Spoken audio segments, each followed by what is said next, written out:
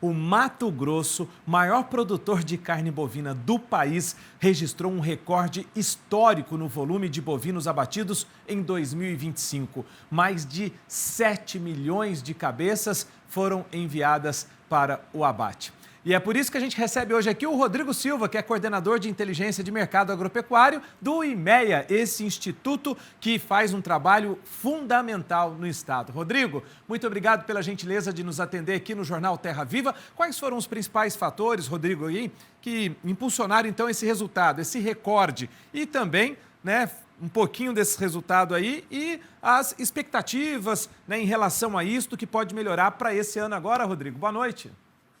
Então, boa noite, Márcio. Obrigado pelo convite. Boa noite a todos. Um feliz 2026. Bem, vamos lá. A gente atingiu, então, um outro recorde. 2024 tinha sido já um recorde em questão de abates, passando das 7 milhões de cabeças. E agora, em 2025, não foi diferente. A gente já alcançou 7,46 milhões de cabeças. Então, é muito um abate histórico mesmo para o Estado. O que puxou? Bem, demanda sempre puxando, então a gente tem aqui do Mato Grosso, olhando para Mato Grosso, de toda a produção de carne, 40% vai, em média, vai para exportação e 60% fica aqui no Brasil, não só Mato Grosso, os outros estados. Então a gente tem uma demanda externa muito forte, tanto que em 2025 a gente também teve recorde em exportação, e uma demanda interna aqui brasileira também foi bem interessante. Então esses são os fatores que puxaram. E fatores que chamaram bastante atenção. Categorias mais jovens, de animais abatidos mais jovens, abaixo de 24 meses, atingindo o recorde. Então, desses 7,46 milhões de cabeças, mais de 40% eram animais mais jovens, abaixo de 2 anos. Então, quando a gente olha ali, começo dos anos 2000, esse número não chegava a 2, 3% de todo o abate do ano. E cada ano que passa, vai subindo, vai se intensificando. E o que puxa toda essa intensificação? A própria intensificação da pecuária. Então, o programa como a TIP, a terminação intensiva, pasto, a gente vê confinamento tomando corpo aqui no estado. Então, isso tem favorecido esse cenário de questão, então, de abates de categorias mais jovens, e a gente conseguir abater mais, muito por conta da demanda puxando. E, claro, para conseguir abater, não só a demanda, a oferta tem que acompanhar. Então, a gente ainda viu muitos animais indo para o gancho, muitas fêmeas, uma participação de fêmeas interessante, relativamente alta, nesse ano de 2025. Então, a gente teve todo esse cenário para conseguir atingir esse recorde. Agora, a expectativa para esse ano. Bem, então a gente vem de 23 para 24. Então, 24 a gente teve uma alta bem considerável, e de 24 para 25 a gente teve uma alta também, mas uma alta em cima do recorde sempre chama atenção. Isso foi uma alta bem mais comedida. Para 26, a expectativa é que esse número abaixe de abates, muito atrelado à questão da oferta mesmo. Então, a gente veio de anos de abate, principalmente de matrizes, e agora esse abate de matrizes, a conta, modo dizer, está chegando agora, e então essa oferta de animais terminados, ela tende a reduzir, então a gente deve ver uns abates recuando agora para 26. Claro, ainda só foi a primeira quinzena do mês ainda, a gente tem bastante coisa para acontecer, mas a expectativa, olhando hoje para todo o ano, é essa, uma queda ali, a gente chegando próximo, voltando a 7 milhões de animais, o que é um número absurdo ainda, Mas, ainda assim, a gente deve ter um cenário próximo disso olhando hoje.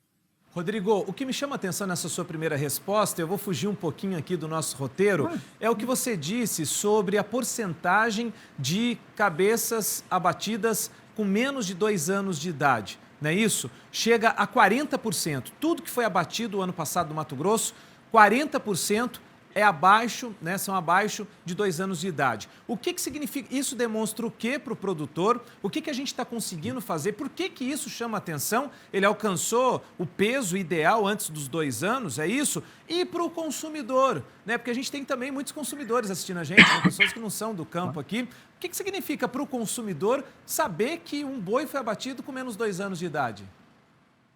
Perfeito. Acho que é uma palavra que dá para responder para os dois de começo, tanto para o produtor quanto para o pessoal, o consumidor, é eficiência. O ganho de eficiência que a pecuária tem passado, ela é muito interessante. Então, aquela ideia de pôr animal para uma estação de monta, para tirar o boi gordo daqui a alguns anos, é esse que dá todo o ciclo pecuário, é claro.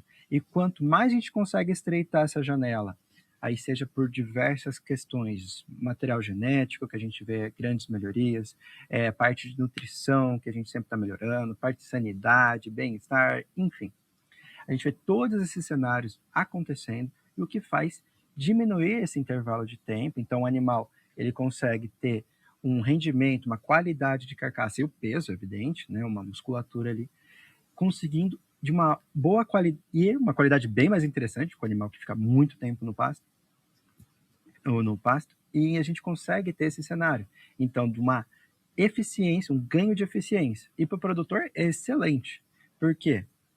Mais dinheiro do bolso constantemente, né? O fluxo fica mais periódico e também você consegue já se planejar melhor. Então, é um ganho bem interessante. E para o consumidor, bem, esses cortes, esse tipo de corte, esse tipo de animal foi muito atrelado à questão da China.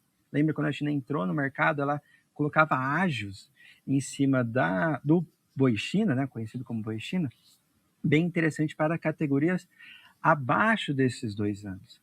Então, às vezes, chegamos até R$ 15 por arroba de ágio para a China, e isso fez um estímulo muito interessante para todo o mercado, que estimulou esse ganho de eficiência e que a gente conseguiu atingir esses patamares bem interessantes. Então, o confinamento aqui no estado ele tem batido recordes, o TIP não é diferente, o TIP ele é um sistema bem interessante que a gente possui aqui no Brasil, que então ele é um blend, pode dizer, um blend, né? É uma mistura entre um confinamento tradicional, com aporte de ração e tudo mais, mas também com a possibilidade de pasto. Então, eu consigo com isso ter um excelente desempenho energético ali do animal, de ganho de musculatura, enfim, mas também de receita, né, de custo, um custo caindo. Então, a gente consegue ter basicamente o mesmo tipo de produto ali, de qualidade, com um custo mais baixo, quando eu comparo com o confinamento.